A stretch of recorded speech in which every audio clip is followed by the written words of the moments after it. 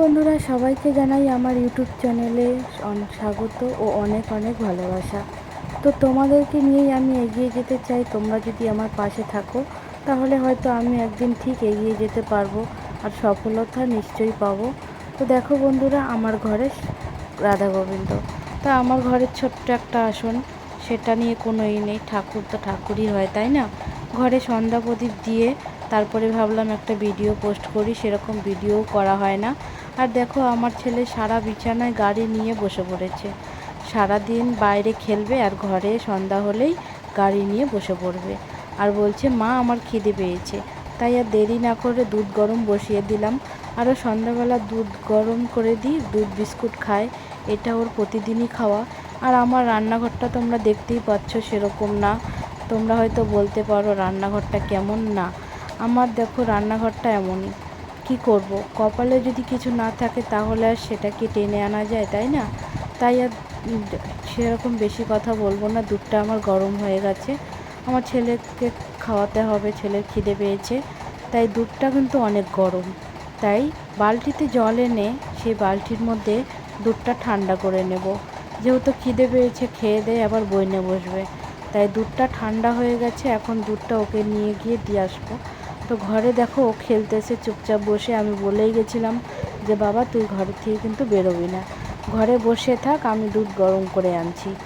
আর ওর শরীরটা না, দেখো ওর শরীরটা একদমই হয় না। ওই যে অনেকে দেখে বলে বাবা মার চেহারা এরকম আর ছেলের চেহারা এরকম, তখন কি বলবো আর? এই একটা কথাই বলি, হ্যাঁ মা বাবাই সব খেয়ে ফেলি, ছেলেকে তো আর খাওয়াই না, তাই ছেলের চেহারা এরকম। সত্যি কথা বলতে কি, আমার ছেলেটা না খুবই দুর্বল। দুর্বল বলতে আমার ছেলেটা খুব কমজোরি। যখন ও হয়েছিল তখন খুব ছোট্ট হয়েছিল, তাই একটু ইমার্জেন্সিতে ভর্তি হতে হয়েছে। তাই ওর চেহারাটা না এরকমই। কি বলবো বলো? আর ও না সেরকম কিছু খায়ও না, ওকে জোরও করি না, তাই আর বেশি কথা বলবো না। তো এদিকে ছেলেকে খাওয়ানো হয়ে গেছে, ছেলে এখন বই পড়তে বসে পড়েছে। ওকে স্কুলে ভর্তি করেছি, 4 মাস হতে চললো। এই 4 মাসে ও শুধু সরিয়টাই লেখা শিখেছে, আর কিছুই লেখা শেখেনি। হ্যাঁ, ও কিন্তু সবই বলতে পারে। ওকে যেটা মনে, ওকে একটা কোশ্চেন করবে, সেই উত্তরটা বলে দিবে, কিন্তু ও একটু পরে ওকে কোশ্চেনটা করবে, সেই উত্তরটা আবার দিয়ে দিবে। আসলে কি, ওকে যেটা বলবো ও সেটাই মনে রাখতে পারে, কিন্তু ওর লেখাটাই খুব কঠিন হয়ে যাচ্ছে ওর কাছে। এতদিনে ওর ওর ক্লাসের বাচ্চারা অনেক, এই কদিনে অনেক কিছুই শিখে গেছে। আমিও খুব গর্বিত যে আমার ছেলে হয়তো স্কুলে ভর্তি করার আগেও কিছুই পারতো না, স্কুলে ভর্তি করার পরে সরিয়টা অন্তত শিখেছে লেখা, পেন্সিলটা ভালো করে শিখেছে ধরা। কি তাই তো, বাচ্চারা তো প্রথম প্রথম এটাই করবে, তাই না? যতদিন না স্কুলে দিবে ততদিন কিন্তু ওরা পড়াশোনার মধ্যে কোনো আগ্রহ থাকে না, আর ভালো করে লিখতেও পড়তেও পারে না। ও যখন স্কুলে ভর্তি হয়নি তখন ওকে আমি বাড়িতেই পড়াতাম, যে না এবার ওকে স্কুলে দিতেই হবে, যেহেতু ওর কথাটাও না স্পষ্ট ভালো মতন হচ্ছিল না। তাই আর দেরি না করে ওকে তাড়াতাড়ি স্কুলে ভর্তি করে দিয়েছি। যেহেতু সবাই বলছিল যে স্কুলে ভর্তি করে দিলে নাকি কথা স্পষ্ট হয়ে যাবে তাড়াতাড়ি, তো সেটাই হয়েছে। আগে আমার ছেলে কথা সেরকম বলতে পারতো না, আর কথাগুলো না বোঝাও যেত না। তাই আর দেরি না করে স্কুলে ভর্তি করে দিয়েছি। এই 3-4 মাসে আমার ছেলে অনেকটাই কথা শিখে গেছে, অনেকটা বলতে অনেকটাই। যেটা বলবে সেটা একদম স্পষ্টই কথা বলে।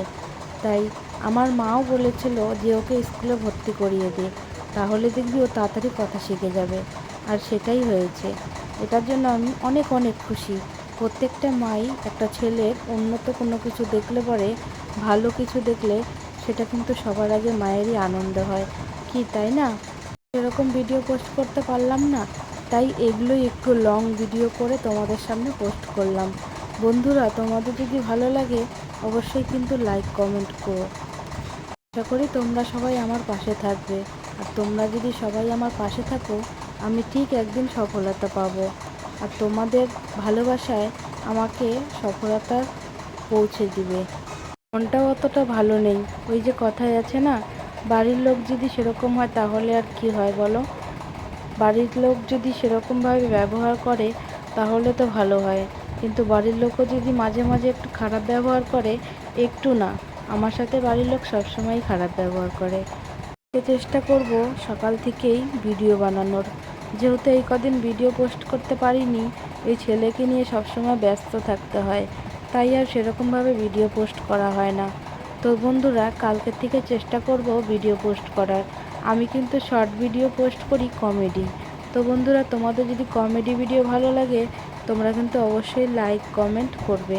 আমার অন্তত ভালো লাগবে তোমরা যদি দেখো, কারণ তোমাদের ভালোবাসাই আমার খুব দরকার। আর তোমরা যদি চাও যে আমি একটু এগিয়ে যাই, তাহলে কিন্তু একদমই সহজ হয়ে যাবে আমার কাছে।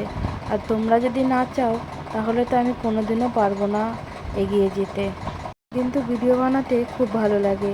ওই যে আমি একা একা ক্যামেরা ধরি, আমাকে কেউ ক্যামেরা ধরে দেওয়ার নাই, কি করব? ওই যে বললাম না, বাড়ির লোক যদি ভালো হয় তাহলে সব কিছুই ভালো হয়।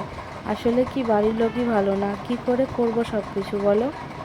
যার কাছে মনের কথা বলতে যাই, সেই লাস্টে কষ্ট দিয়ে দেয়। সেজন্য আর কারো কাছে কোনো রকমভাবে কোনো কথাই বলতে যাই না। সবাই ভালো থেকো।